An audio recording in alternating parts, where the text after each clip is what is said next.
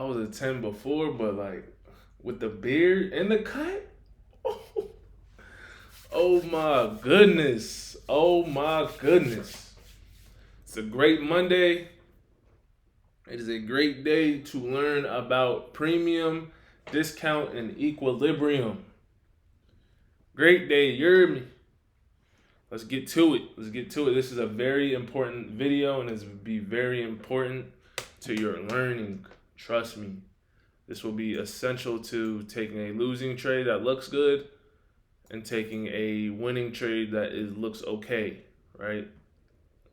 I don't know what. Ever since I started these videos, I started saying right after what I'm saying. I don't know why the fuck I keep doing that shit. But let's get into it, dude. Premium, discount, and equilibrium. So, highs and lows for a refresher. Remember, highs and lows are 3 candle formations. It's when the first wick, this is in a high example. You guys should, if you're on this point, you should know this, but in the high example, first wick is lower than the second candle's high. And the third candle is lower than the second candle's high as well, creating a swing high, just like this. All right. This would be considered this point right here would be considered a swing high because it is the highest of the 3 candle formation. Vice versa for a swing low.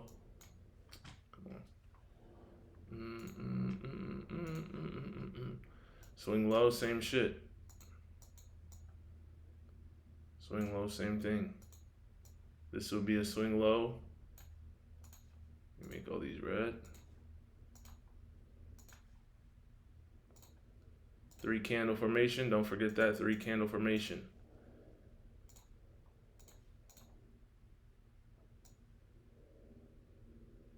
The wicks of the candles to the left and the right are lower than the one in the middle. So 1, 2, 3, 1 and 3 are lower, are not as low as the second candle, making a swing low.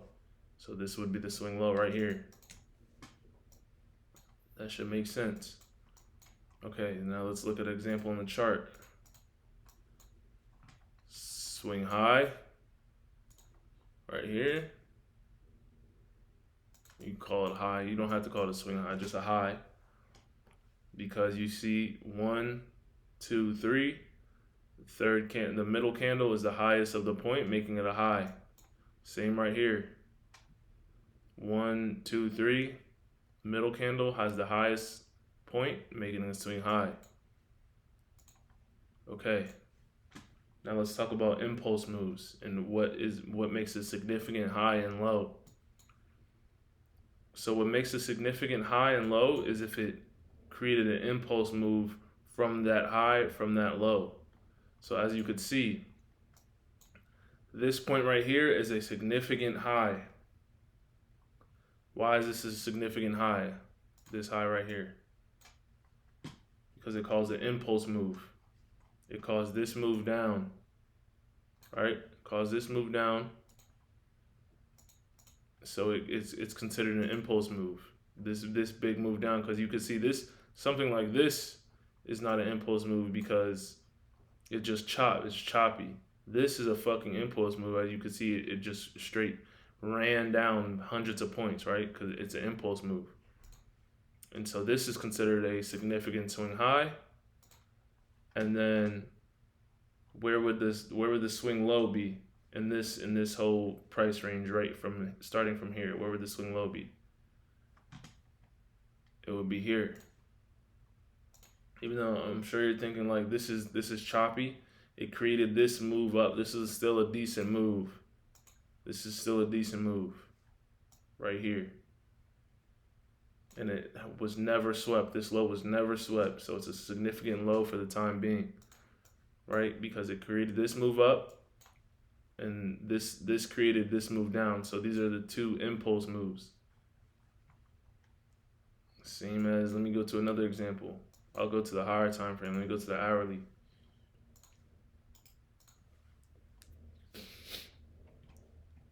Let's see. Banger. Okay. From here,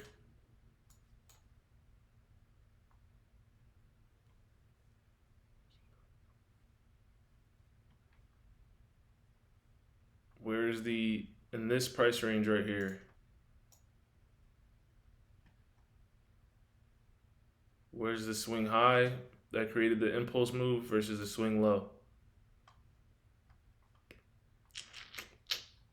Any one of these highs right here. So it could be this high doesn't really make a difference. But I'll probably just put it right here because it's a top. Created this swing high right here. You could see 3 candle formation. 1, 2, 3. Highest of the 3 candles. Swing high. Created this move down. Bang. Right? Created that move down. So that's the swing high. Versus what created the move up? What caused this move up? This low right here. So now this is the swing low in this range. Right? And now let me give you guys one more example.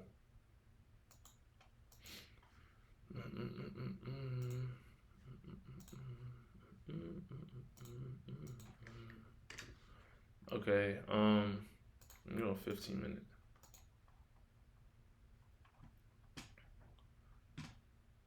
Okay, boom, right here. In this candle formation, if you're looking at price from here to here, let's say you're on the chart at this point right here.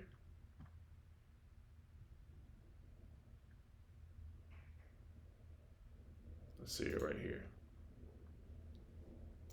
All right, you're on the chart right here. What would you consider your swing high? What would you consider your swing low? Answer the question, money. Swing high, swing low.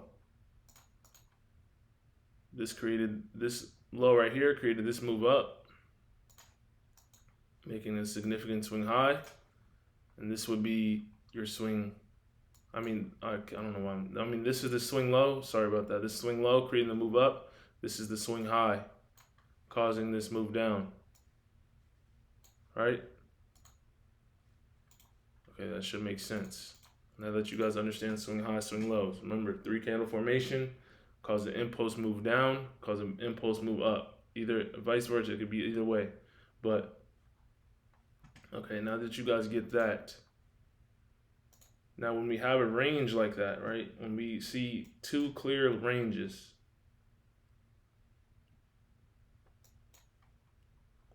actually, let me re-explain that. When we have a swing high and swing low, that is considered a range. And when it's obvious, that's considered a range. So a good tool for that is a Gann box, however you want to pronounce it. It's right here, the third, 1, 2, 3. You press on this little arrow, you press Gann box. You draw it out from your swing high to your swing low. So from here to here, swing high, swing low. If price made a swing high and it saw a significant move down, and then it made a swing low and saw a significant move up, and it still hasn't taken out that high that you've drawn it out to, that is considered the range. So everything in between is the range because it is trading between the swing high and the swing low, if that makes sense. Because you could see this, boom. So now this is your range because it is trading between these 2 points. And once one of these 2 points is taken out, it creates a new range, right? So you can see, boom, now it's still trading in that range. It still hasn't taken the significant low out. It still hasn't taken the significant high out. So it's still trading in the range, ranging, right? Still, so now currently this is live market. So our range for today were to be here. You could either do it here or here, same thing. It doesn't really make a difference. But this creates your range. This creates your range. Boom, from this swing high to this swing low, because it created an impulse move down and an impulse move back up, and it still hasn't taken out either of the two, the high or the low. And it's trading between this area, so it is in this current range. But once it breaks out of one of those two highs or lows, then it is creating a new range, right? And this is just for the 15-minute. This wouldn't probably be considered a 4-hour range because there's not really any significant high or low within this 4-hour chart. But when I go down to a lower time frame, this is my 15-minute range, right? And if you want to see my settings on this, so you guys could have it the same way, you put 0, 1 for this is the first part, 0, 1, and 0.5. You don't need this. 0, 1, and 0.5 for here, and you take off the background. You could leave the background on if you want, but I take it off just because it's even more clear. So 0, 1, 0.5, and then that's all you need. You could cross out all these, take out all these, take out the background, all that, and just leave and just copy your settings to my settings. So now this is a range. I'll give you guys another range. Another range. Okay, you're here. You see that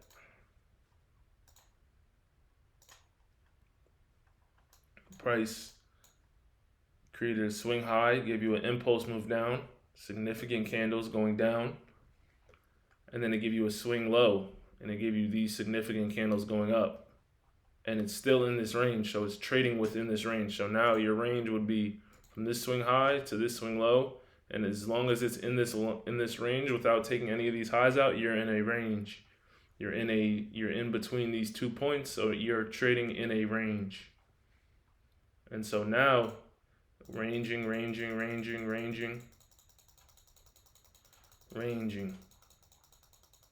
So now it broke this range, and so now you want to create a new range. And so now, since it broke this low, now you want to wait for another significant move up before you create a new range. Still no significant move up. And that's what we're in right now. So we haven't created a new range for this area, but on the lower time frame, like I said, in the 15-minute, well, this is still a 15-minute, but so it kind of created a new range, but you guys get the point. It would be from here because it's a new day. But you guys get the point. And then, let me see if I can show you guys another example.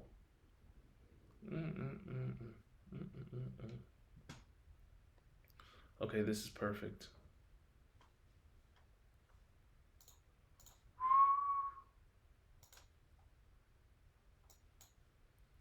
Okay, right here.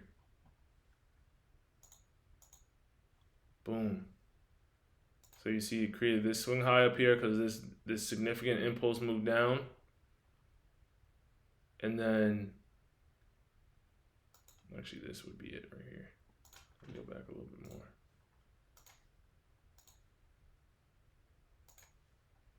So now, significant move down, creating an impulse move, making this is the swing high, and then it had a significant move up, meaning this is the swing low. Swing high, swing low, now we got a range. Swing high, swing low, now we got the range. And so as it's trading through here, you're in a range. Ranging. Now it broke the range, now you find a new range. Right? Makes sense. Now let me explain what the fuck you're looking at when I say range. This will be important, so listen the fuck up. Range. Okay. I'll give an example based off today's range. So everything.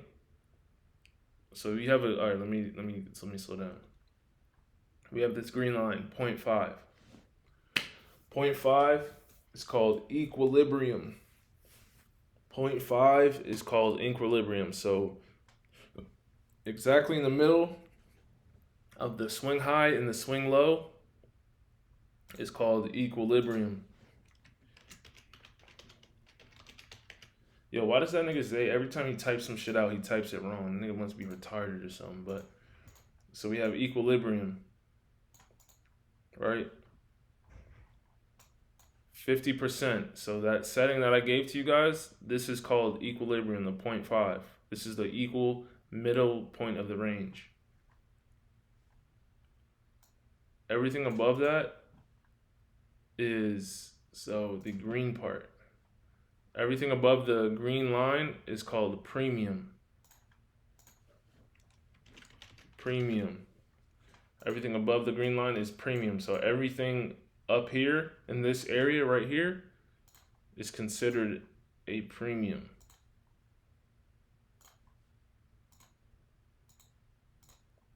This is premium.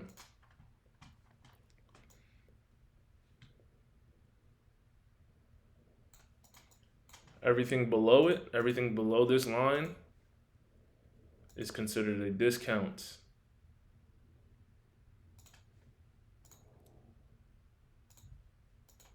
So we have premium, equilibrium, and discount when you're within a range. So everything above the line, premium. The middle is equilibrium. Below is discount. Why is this important? Let me give you the logical answer. So we know that the market is based off liquidity and it's based off the market makers and the people that are moving real money within the markets. And obviously, like any other product or any other thing that you're selling or buying, you never want to buy it at a premium. You never want to sell it at a discount. Just like a car, just like a house, just like anything that people are trying to make money on. In order to have a good margin, in order to make a good profit, you have to sell at a premium and buy at a discount. Just like I'm sure you guys heard 1,000 times, buy high, sell low, blah, blah, blah, whatever people say. You always want to remember, you never want to buy at a premium and you never want to sell at a discount. And so why is this important? Because this means that setups, your A plus setup, whenever you guys learn the setup, your entry model is less likely to work and less likely to play out if you take it in the wrong part of the range. So as you could see here, this is a perfect example. You guys learned fair value gaps on my YouTube already. So let me give you guys an example. Let's say, okay, so we have our 4-hour liquidity target right here, right? So for today, this was my target, this 4-hour low right here, okay? So this is my target. I'm short for the day and I want to be selling for the day, right? And so I know that this is a discount and this is a premium. And and you have, excuse me, if you think logically, where would I, since it's trading within a range, and this is my range for the morning, where would I want to sell at, and where would I, if I were to be long, even though I was not, if I was longing, where would I want to buy at? Using the knowledge I just gave you guys. You want to sell up here in a premium and buy up here and buy down here in a discount. And so, using my prior knowledge that I give you, using fair value gaps, you can see there's a fair value gap right here, a bearish fair value gap right here. Let's make that bitch yellow. You can see there's a bearish fair value gap right here. You can see it didn't get respected. Why didn't it get respected? Because it's in a discount. Even though I have a bearish bias and I think that bearish price action should continue, this fair value gap's in a discount, meaning it's less likely to get respected because in order to keep going lower, market wants to come back into a premium. So those market movers and those people with the big money can get better pricing on their contracts that they want to sell. Since I know that the draw is at my 4-hour low, the market makers are going to target this 4-hour low. I know that they're not going to want to sell more contracts at this point on this fair value gap because that wouldn't be really considered fair value, right? This wouldn't be considered fair value because this is not a lot of points to catch, right? This is only from this low that I'm targeting to here. That's only 75 points compared to this fair value gap that's in the premium of the range. This fair value gap that's in the premium of the range, it gets respected because it is at a premium. And I know the market is bearish, so I know that the market wants to respect fair value gaps in the premium. I know that market wants to come up to a premium so these market makers can get good value to their contracts and make money, right? So even though I see this fair value gap wasn't respected, I'm fine with that because it is in discount, and I know I do not want to sell in a discount. I want to wait for market to come back into a premium because the market makers need to get better contracts, better prices on their contracts if they're selling. So the bear players in the market, the bears, when I say bears, I mean people who want to sell, people who are shorting the NASDAQ. They would rather sell NASDAQ at 28.55, or if you look over to the right at the x-axis, or the y-axis, I mean, 28.55. They'd rather sell it there rather than have it at 27.70 at the fair value gap and discount, because obviously you would rather sell something up here in this fair value gap, which is in a premium, versus down here, which is in a discount, if that makes sense, right? Because let's say you're selling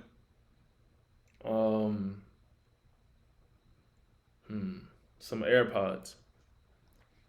Let's say this area is where the market has AirPods priced at $40, right? AirPods $40 down here. If you're selling AirPods, you're gonna wait until the value, actually no, because AirPods are not gonna fluctuate in value that much. Let's say you got a Tesla, all right? Say you just bought a new Model X Tesla, but the car market is shit right now. It's shit right now, and all the cars are being sold at a discount. But you have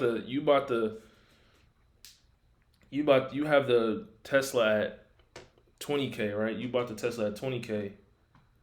Right here, the value of the Tesla is 13K. So when it comes into this area right here at a discount, that's the Tesla at 13K. Versus a premium, the value of the Tesla is going up. The value up here is like 40K. Where would you rather sell the Tesla at? Right? You're not gonna want to sell it down here. You want to sell it in the premium of the range. So will the market makers. They see NASDAQ is at this level with this fair value gap and discount, everything below the 0.5. You don't want to sell in this area because that's a discount. That's market. If you're truly following the market makers and you know what they want, you're not going to want to sell down here. You're not going to want to sell in the discount because you know that's not where the market makers want to target. They want to target the premium.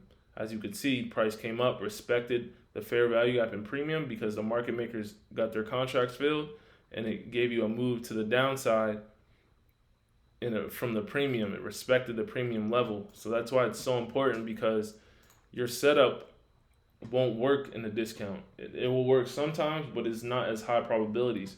And all that we're playing is probabilities, because it's trading. Everything is probabilities. If you want a high probability model, you want to have an edge, there has to be consistency. You never want to sell in a discount, because majority of the time selling in a discount won't work, because if you're following the market makers, they're going to sell at a premium and buy at a discount. So that's why if you see my entries today, everything that I sold today was in a discount. I mean, everything that I sold today was in a premium.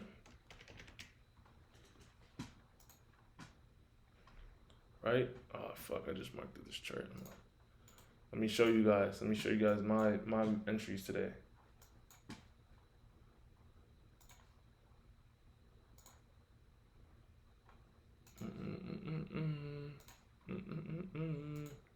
Yeah, that boy Party Next Door likes that. I'm not gonna lie. Play that with your girl. Be like, Tradeon told me to play this shit. Shit gonna get. She might. She might follow me on the gram after that, but if you get lucky, she fuck with you. Play that PNB, that PND, Party Next Door shit. You with your girl, trust me. Sing that shit, you feel me? Like,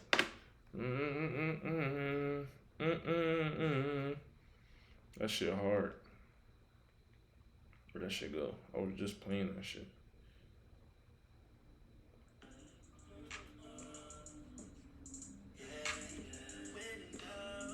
Like, if you smoke, because I used to be a smoker, so I don't smoke no more. In the car, just bumping the P&D, got the.